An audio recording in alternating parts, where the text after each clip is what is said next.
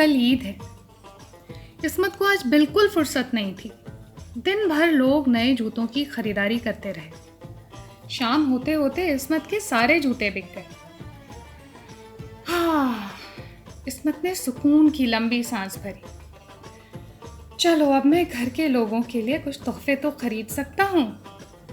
उसने जूतों की अपनी छोटी सी दुकान बंद की और कपड़े और चूड़ियों की दुकान की ओर चल दिया।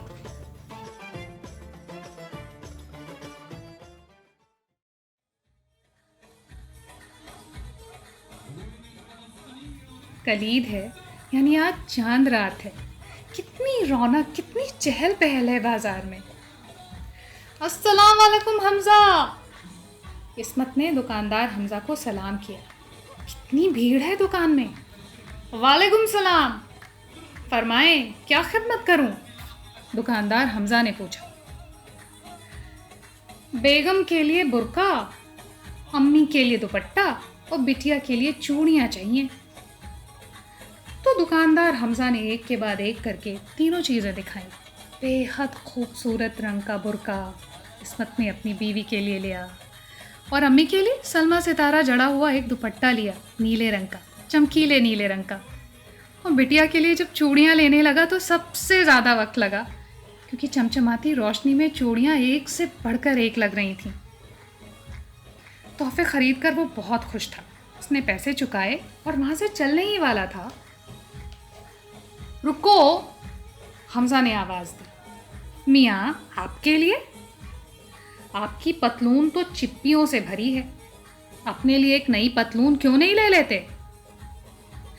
इस्मत ने अपनी पतलून पर नज़र डाली और उसे लगा कि हाँ, उसे भी एक पतलून ले लेनी चाहिए। पर जब हमजा दुकान में ढूंढने लगा तो उसे सिर्फ एक ही पतलून मिली। इस्मत ने उसको नाप कर देखा। ये तो मेरे नाप से 4 अंगुल लंबी है। उसने अपनी दाढ़ी खुजाई और मुस्कुराते हुए हमजा को देखा। क्या आप इसे छोटी कर देंगे? आज चांद रात है, माफ़ी चाहता हूँ, आज नहीं। दुकान में इतनी भीड़ और ऊपर से मुझे ईद की तैयारी भी करनी है। अपनी बेगम से कहिए ना, हमजा ने कहा। ठीक फरमाया आपने। इस्मत ने सिर हिलाकर हामी भरी और जल्दी जल्दी घर की ओर चल दिया।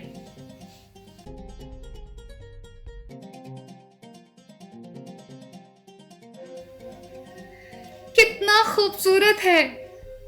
यास्मीन ने बुर्के को देखा तो खुशी से झूम उठी। मुझे ये रंग भी बहुत पसंद है, इसे मैं ईद पर पहनूंगी। फिर उसने इस्मत से पूछा, आपने अपने लिए भी कुछ लिया? हाँ, एक पतलून है, जरा सी लंबी है, 4 अंगुल। क्या आप इसे काट कर छोटी कर देंगी?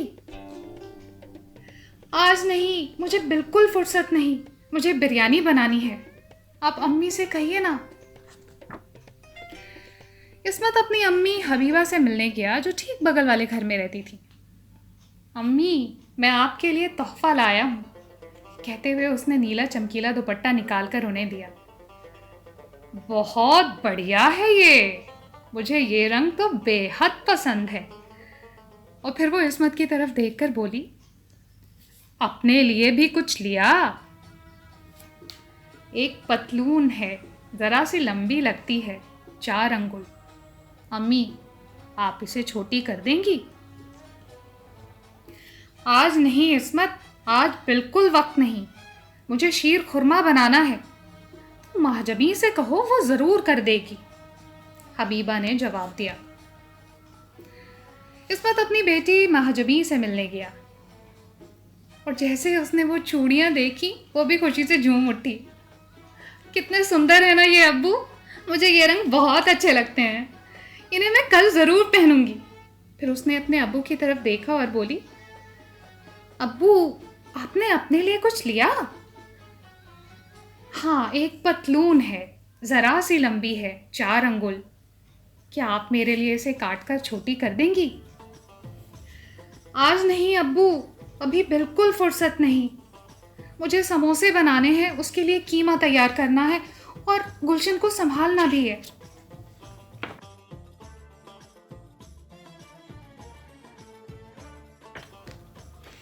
इस्मत वापस अपने कमरे में आ गया।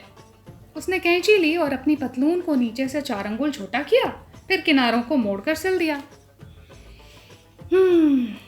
अब मेरी पतलून ईद के लिए तैयार है, इस्मत ने खुद से कहा और पतलून को तय करके टेबल पर रख दिया। फिर उसने यास्मीन को आवाज देकर कहा कि वो गरीब और बीमार लोगों से मिलने और उन्हें ईद के लिए पैसे देने बाहर जा रहा है, और वो घर से निकल पड़ा। कुछ देर बाद यास्मीन ने खुद से कहा, इस्मत कितने अच्छे शौहर हैं।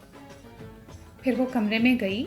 उसने इस्मत की पतलून को कैंची से 4 अंगुल छोटा किया, किनारों को मोड़ा और सिलकर रख दिया। फिर वो रसोई में जाकर अपना बाकी का काम निपटाने लगी। और उधर जब हबीबा का शीर खुरमा बनकर तैयार हो गया तो उसने सोचा, इस्मत सचमुच लायक बेटा है। फिर वो इस्मत के कमरे में आई तो उसने उसकी पतलून उठाई, नीचे से 4 अंगुल छोटा किया, किनारों को मोड़कर सिला और फिर तह करके टेबल पर रख दिया। फिर वो वापस जाकर अपना बाकी का काम निपटाने लगी। और इधर जब माजबी उसे जब समोसे बनाने से फुर्सत मिली तो उसने सोचा, मेरे अब्बू कितने अच्छे हैं। फिर वो इस्मत के कमरे में आई। उसने पतलून उठाई, नीचे से 4 अंगुल छोटा किया, किनारों को मोड़कर सिला और फिर तय करके टेबल पर रख दिया। अगली सुबह सब मस्जिद जाने के लिए इस्मत के घर पर जमा हुए। यास्मीन ने अपना वही बेहतरीन बुर्का पहना और हबीबा ने अपने शलवार कुर्ते पर वो चमकीला नीला दुपट्टा ओढ़ा और महाजबी ने वही वाली रंग बिरंगी चूड़ियां पहनी। इस्मत, आप भी अपनी नई पतलून पहनिए, यास्मीन ने कहा। बेटा, आप भी तो अपनी नई पतलून पहनिए, अम्मी ने कहा। अब्बू, आप भी अपनी नई पतलून पहनिए ना, महाजबी ने कहा। इस्मत ने उनकी ओर देखा और सोचा, ये सब कितने अच्छे हैं। इनके पास मेरी पतलून छोटी करने के लिए फुर्सत नहीं थी तो क्या, हैं तो बड़े अच्छे।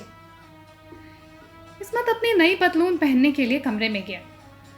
उसकी अम्मी, बेगम और बेटी अपने चेहरे पर मुस्कान लिए उसका इंतजार कर रही थी कि अचानक कमरे से आवाज आई, ओह या अल्लाह, क्या हुआ, क्या बात है, क्या गड़बड़ है, सबके सब चिल्लाए।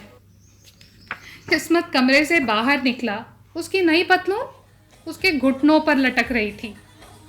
यास्मीन, हबीबा और माजबी हक्की बक्की रह गईं। मैंने इसे काटकर 4 अंगुल छोटा किया था, सब एक साथ बोली।